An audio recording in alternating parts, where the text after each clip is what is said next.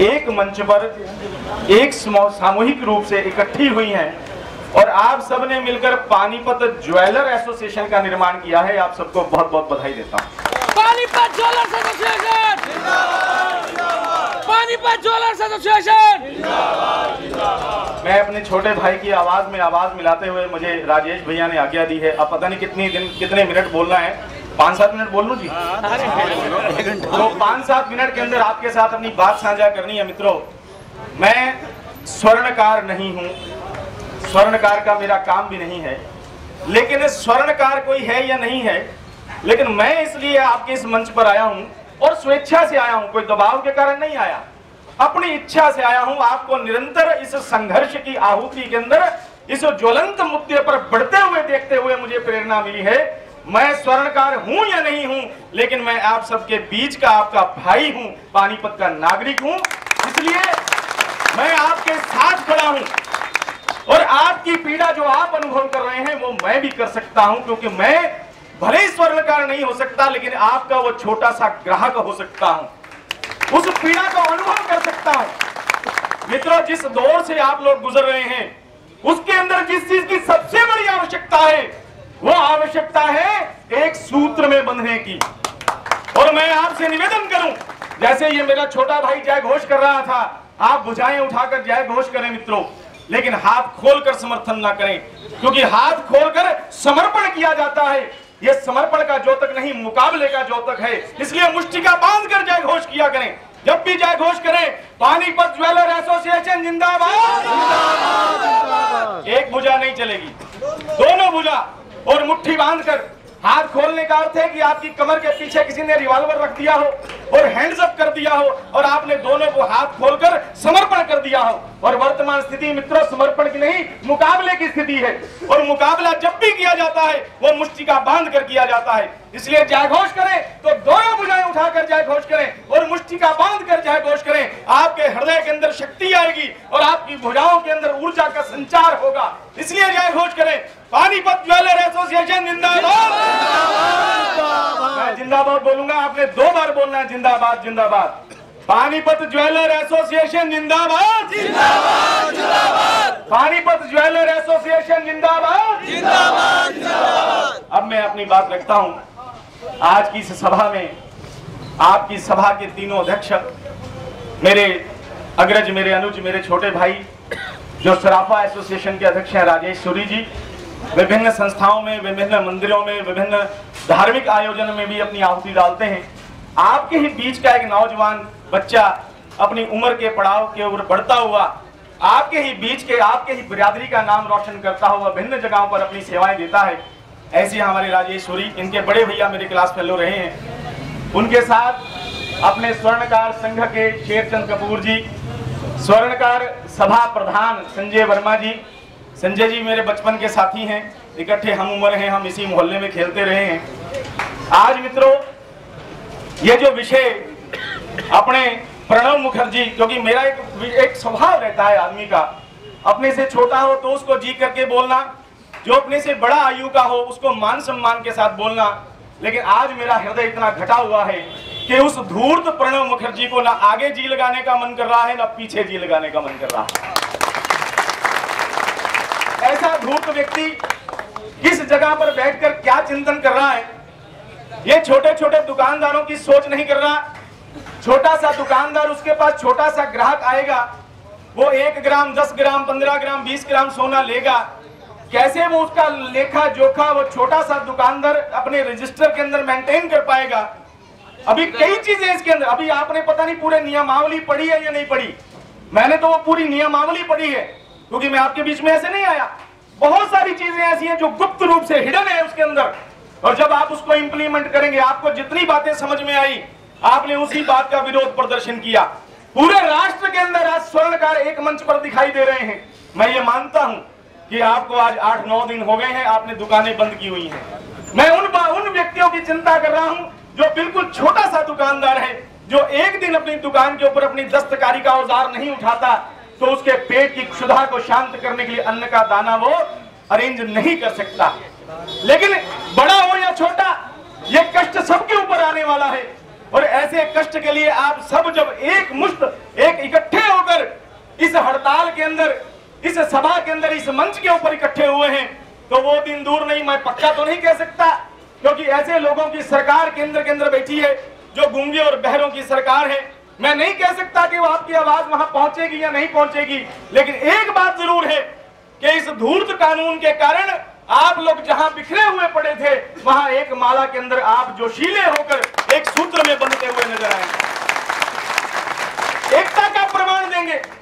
और मित्रों, वो कोई दिन दूर नहीं जब आपकी एकता की आवाज, क्योंकि कौन कहता है कि आसमान में सुराख हो नहीं सकता, एक पत्थर तो तबीयत से उछालो यारो।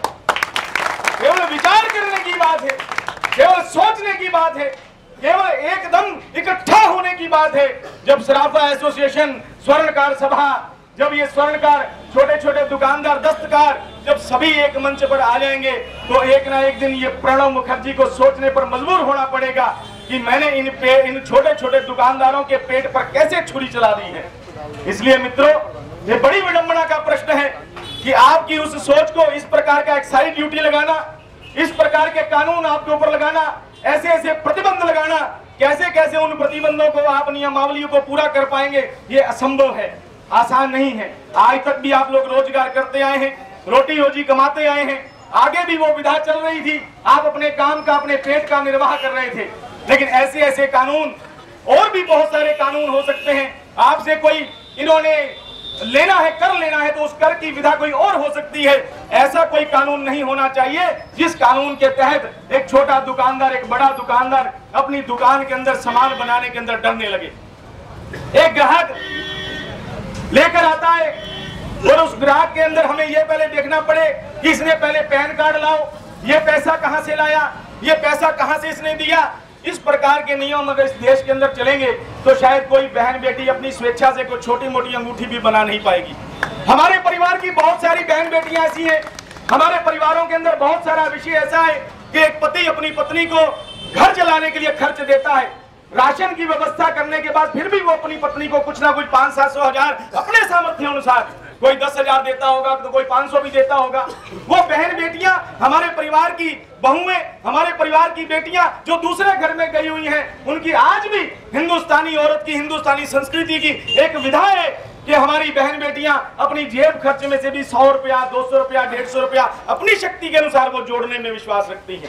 हिंदुस्तान के प्रत्येक घर का एक इस प्रकार का नियम बना हुआ है कि अपना पेट काट करके बहन बेटियां अपने गुल्लक के अंदर पैसे इकट्ठे करती हैं। और हमारे हिंदुस्तान की संस्कृति के अंदर दो ही शौक होते हैं हमारी बहन बेटियों को, एक अपने परिवार का सुलभता से निर्वाह करना, और दूसरा अपनी बची हुई आमदन से कुछ ना कुछ छोटा मोटा, कुछ ना कुछ सोने की चीज अपने लिए बना लेना। और हमारे घरों के अंदर केवल अपने हाथों के अंदर अंगूठियां या गले के अंदर चैन और जेवर डालने का रिवाज नहीं है मित्रों। हमारे हिंदुस्तान आजकल क्या चल रहा है, नवरात्र चल रहा है मित्रों, नवरात्र चल रहा है, माँ दुर्गा के नवरात्र चल रहे हैं। इस नवरात्रों के अंदर बहुत सी बहन बेटियां ऐसी हैं जो अपनी जमा की हुई पूंजी के अंदर छोटी मोटी धातु बनवाती हैं और बनवाकर वो माँ को अर्पित करती हैं, अपने मन के अंदर निष्ठा रखती हैं। नवरात्र का मन आता है, कोई छत्र चढ़ाता है, कोई अपनी इच्छा से माँ को बालियां चढ़ाता है, कोई माँ को अंगूठी के लिए अंगूठी चढ़ाता है। ऐसी बहन बेटियों का रिवाज है। जब ऐसी बहन बेटियां अपने घर के अंदर थोड़ा मोटा धन संग्रह करके आपके पास आएंगी और आप उनसे मांगेंगे कि बहन जी पैन कार्ड ले आओ, वो बहन कहां से पैन कार्ड लाएगी, ऐसा कहां से सक्षम हो पाएगा, ऐसा कैसे सुलभ हो पाएगा। इसलिए हमारे देश के ये कानून जो लागू हुआ है, इस कानून ने केवल आपके पेट पे तलवार नहीं चलाई, अभी तो हमारी संस्कृति के ऊपर भी तलवार चलाई है। हमारे जो परिवारों का निर्वहन है, हमारे परिवारों की जो निष्ठा है, हमारे परिवारों की जो श्रद्धा है, हमारे परिवारों का जो एक मुश्त काम करने का एक जो व्यवहार रहता है, उसके ऊपर भी इस प्रकार का क्वेश्चन मार्क लग जाएगा, जिसको संभव करना आसान नहीं है। इसलिए मैं इस स्वेच्छा से आपके बीच में आया हूं कि मैं आप लोगों के दर्द को समझता हूं। मैंने लगभग 7-8 दिन निरंतर मेरे भैया अमित सिंगला जी इनके साथ मेरी बहुत पुरानी मित्रता है। 15 साल 18-16 साल हो गए हम लोग आचार्य प्रेम जी के कारण मिले थे, और उस समय से लेकर आज तक ऐसा संबंध हो गया है, कोई जरूरी नहीं कि एक माँ के गर्भ से 2 पुत्र जन्म लें तो वो भाई हो सकते हैं। मित्रों, मां के गर्भ से जन्म लेने के बाद भी कई बार भाई भाई नहीं रहता, लेकिन समाज के अंदर कोई ऐसा भाई मिल जाता है, समाज के अंदर कोई ऐसा मित्र मिल जाता है जहां पर भाई और बंधु ऐसा लगता है कि मेरी मां ने भले ही कोख से इसको जन्म ना दिया हो, लेकिन ये मेरा अनुज हो सकता है, मेरा ऐसा छोटा भाई हो सकता है। मैं राजीव जैन के साथ, करमचंद जी के बेटे के साथ और अपने अमित के साथ निरंतर आप लोगों की सारी व्यथा सुनता रहा हूं, निरंतर बातचीत पता लगती रही है, यहां से निकलता रहा हूं तो देखता रहा हूं, लेकिन मुझे बहुत बड़ी खुशी हुई जब कल आपने कैंडल मार्च निकाला। कैंडल का अर्थ होता है शांति संदेश। इतनी बड़ी बिरादरी, इतनी बड़ी एक योजना, और आपने उसके बाद भी एक ऐसा प्रदर्शन। बड़ा मुश्किल होता है मित्रों अपने हृदय की भावनाओं को रोकना, अपने हृदय की भावनाओं को संजो कर रखना। आपने जाम भी लगाया, लेकिन 15-20 मिनट, आधे घंटे से ज्यादा जाम नहीं लगाया।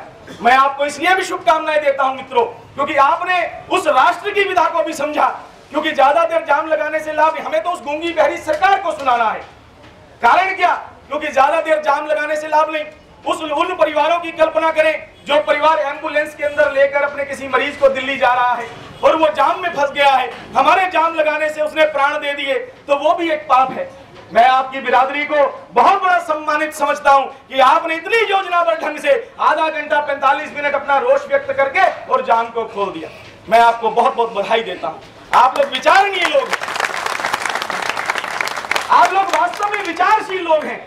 लेकिन अगर आप भूड़ होते, आप जंगलियों की तरह काम करते, तो आप सड़क को रोककर वहीं बैठ जाते, हाय तौबा मचाते, 3-3, 4-4 घंटे जाम लगाते, जो शायद न्याय संगत ना होता। मेरे जैसा व्यक्ति भी कहता ये न्याय संगत नहीं है। लेकिन आपने एक अपनी इतनी अच्छी परिचय दिया, एक संवैधानिक परिचय का प्रमाण दिया कि आपने थोड़े ही समय में जाम लगाकर केवल उस सरकार को चेताने का प्रयास किया, और कल आपने शांति दूत बनकर कैंडल मार्च निकाला।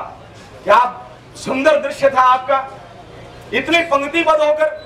मैं तो हैरान होता हूं भी इतना पंक्तिबद्ध, इतना लयबद्ध ढंग से कैंडल मार्च निकालना और इतनी संख्या में एक सूत्र में बंधते हुए नजर आना, ये बहुत बड़ा प्रमाण दिया है आपने।